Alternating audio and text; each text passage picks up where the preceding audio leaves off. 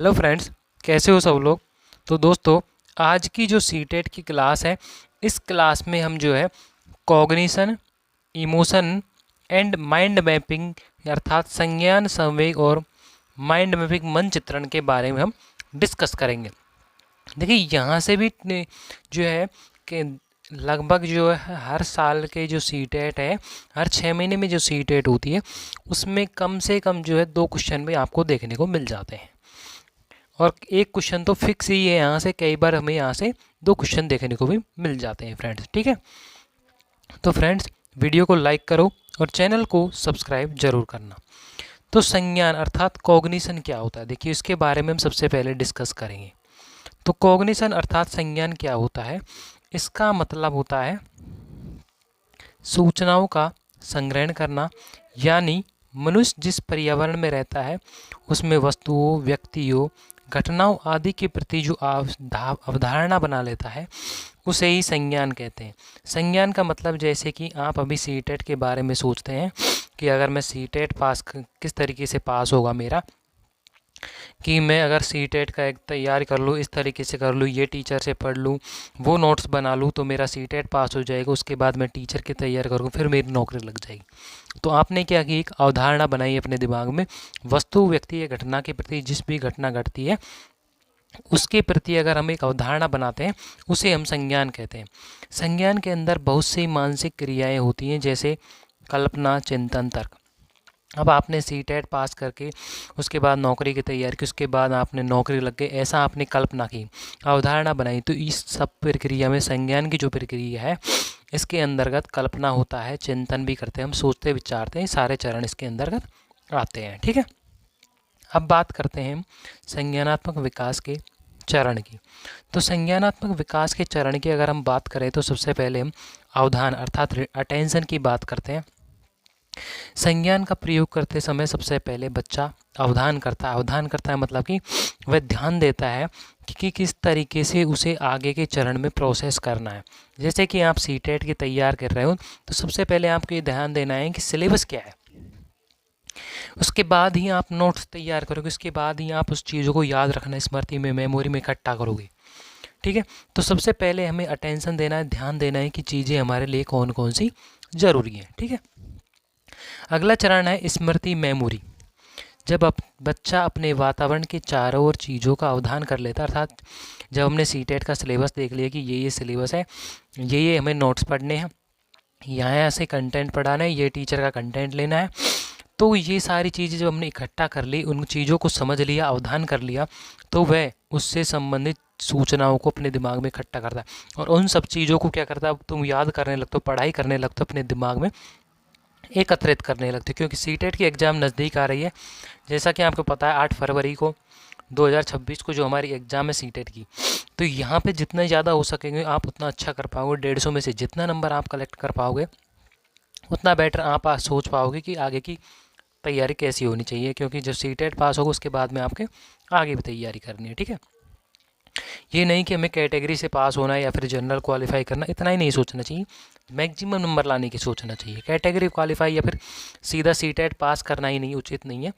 बल्कि कैटेगरी को क्वालिफाई करना नहीं, बल्कि 150 में जितना ज़्यादा हो सके उतना नंबर लाने की कोशिश करना है। ठीक है, तो हमने यहाँ पे जो उन चीज़ों को इकट्ठा करना अपना दिमाग में शुरू कर लिया। अगला है अधिसंज्ञान, मेटाकॉग्निशन। मेटाकॉग्निशन मतलब कि सूचनाओं को वर्गीकरण करके सही समय पर सही सूचना को प्रस्तुत कर दिया जाता है। मेटाकॉग्निशन बच्चों को उनके स्वयं सीखने का स्वयं मूल्यांकन करने और उनकी समझ की जांच करने में हेल्प करता है। अब सही समय पर वर्गीकरण कैसे करना है, सही सूचना प्रस्तुत करना है, जैसे कि आपने सीटेट की तैयारी की तो सबसे अपने कंप्लीट नोट्स पढ़ लिए सारे टीचर के, आपने जिस जिससे नोट्स कंटेंट लिया था वो सब पढ़ लिया, उसके बाद आप प्रैक्टिस सेट लगाओ। प्रैक्टिस सेट लगाने से क्या होगा, प्रैक्टिस सेट को हल करने से क्या होगा कि आप कितने सक्सेस की तरफ हैं। अगर आपने ऐसा नहीं किया तो आपको सीधा एग्ज़ाम देखोगे तो वहाँ पे आप क्या हो जाओगे, सीधा या तो आप पास हो गए या फिर फेल ही हो गए। क्या पता आप फेल, अभी आप मान लीजिए प्रैक्टिस सेट लगाओ और आप सक्सेस की तरफ नहीं हो तो आप दोबारा से इम्प्रूव कर सकते हैं अपने आप को। तो मेटाकॉग्निशन यही कहता है कि बच्चा खुद के सीखने का स्वमूल्यांकन और उनकी समझ की जांच करने में हेल्प करता है। तुम खुद ही मूल्यांकन करोगे, अपना असेसमेंट कर पाओगे और अपनी जांच करने में हेल्प करेगा तुम्हें प्रैक्टिस सेट, उसे हम मेटाकॉग्निशन कहते हैं। ठीक है, बढ़ते हैं आगे की तरफ। तो फ्रेंड्स यहाँ पर जो हमारा कॉग्निशन टॉपिक है वो तो कंप्लीट हो चुका है, क्योंकि कॉग्निशन टॉपिक जो सीटेट की दृष्टि से इतना ही इम्पोर्टेंट था। अब हम नेक्स्ट टॉपिक की तरफ बढ़ते हैं, इमोशन की तरफ। ठीक है, तो फ्रेंड्स जब हम इमोशन की बात करते हैं तो देखिए इमोशन क्या होता है। इमोशन का अर्थ होता है उत्तेजना, एक तरह की उत्तेजित अवस्था होती है।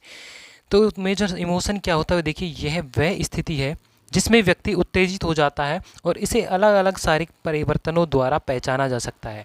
अब अलग अलग परिवर्तन होते हैं, जैसे कि अगर हमें क्रोध आता है तो हमारा संवेग कैसा होता है, भूख लगती है तो हमारा संवेग कैसा होता है। अलग अलग परिस्थितियों में अलग अलग उत्तेजना अर्थात अलग अलग हमारा संवेग होता है। अगर हम प्रसन्न होते हैं तो हमारा जो है संवेग अलग तरीके का होता है, गुस्से होते हैं तो हम अलग होते हैं, भूख लगती है तो अलग संवेग होता है, इसी तरीके से प्यास लगती है तो अलग संवेग होता है। ठीक है, तो संवेगों के प्रकार की बात करते हैं तो मैकडूगल को जो है हम संवेगों का जनक कहते हैं। मैकडूगल जो साहब, इनको संवेगों का जनक कहा जाता है। और मैकडूगल ने ही जो है 14 प्रकार की मूल प्रवृत्ति बताई जो कि संवेग से जुड़ी होती है। किससे जुड़ी होती है? संवेग से जुड़ी होती है। संवेग से क्यों? उनसे मूल प्रवृत्तियाँ।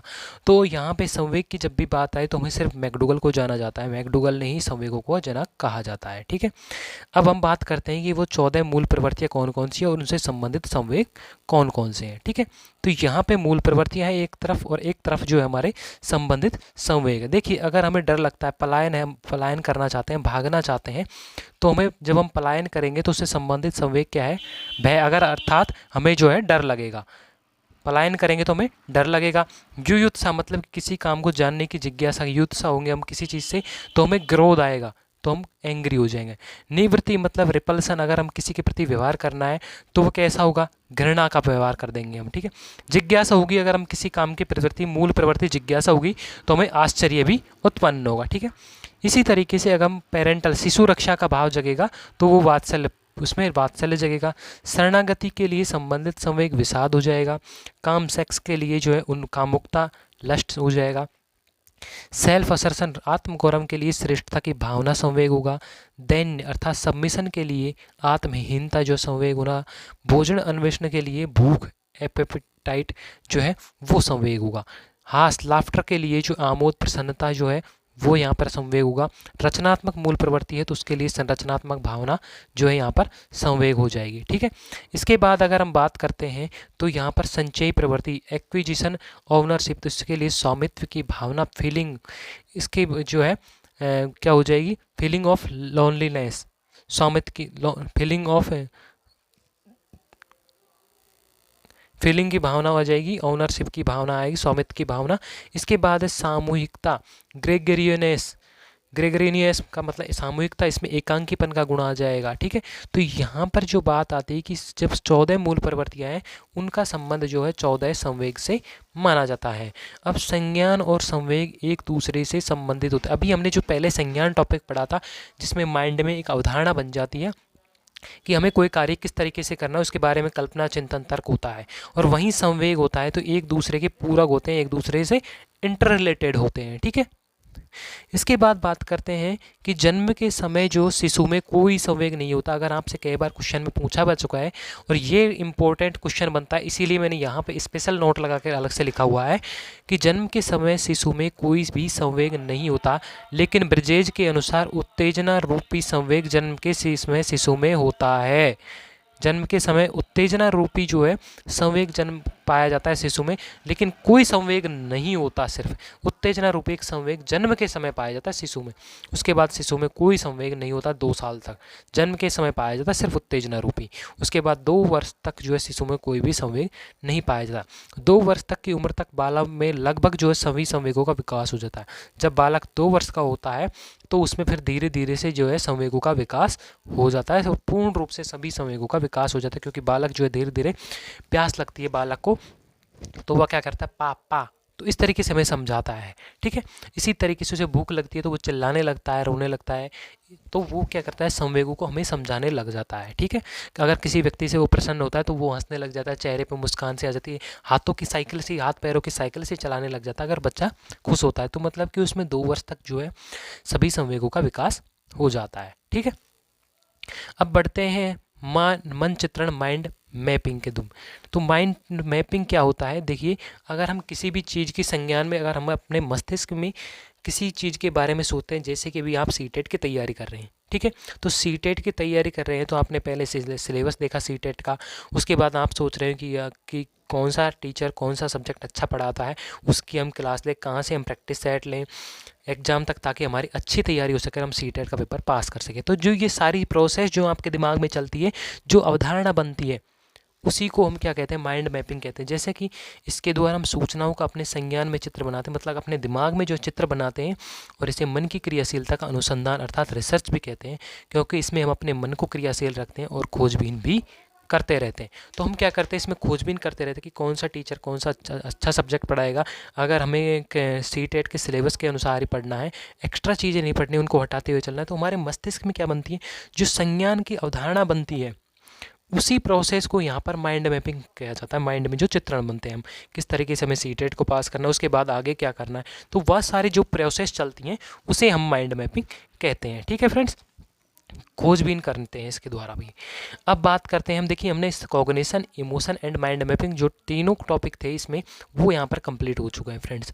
अब आज हमारी जो थ्योरी की क्लास है वो लगभग हमारी सारी चीज़ें थ्योरी हैं वो कंप्लीट हो चुकी हैं। अब 2-1 थ्योरी बची हुई है, उनको मैं आपको पढ़ाता रहूँगा, लेकिन अब मैं यहाँ पर जो MCQ चालू करने वाला हूँ, तो MCQ की जो प्रैक्टिस सेट आने वाली सीरीज आएगी वो यहाँ पर आने वाली है, कल से स्टार्ट हो जाएगी। कल से आप जो MCQ की प्रैक्टिस सेट सीरीज देखोगे, प्रैक्टिस सेट आने वाले हैं, और तब तक एग्जाम नहीं होगी, तब तक प्रैक्टिस सेट चलते रहेंगे हमारे, ठीक है। तो फ्रेंड्स, तो वीडियो को लाइक करना, चैनल को सब्सक्राइब करना, और प्रैक्टिस सेट को देखना ना भूलना, क्योंकि प्रैक्टिस सेट चालू करने वाला हूँ मैं, ठीक है।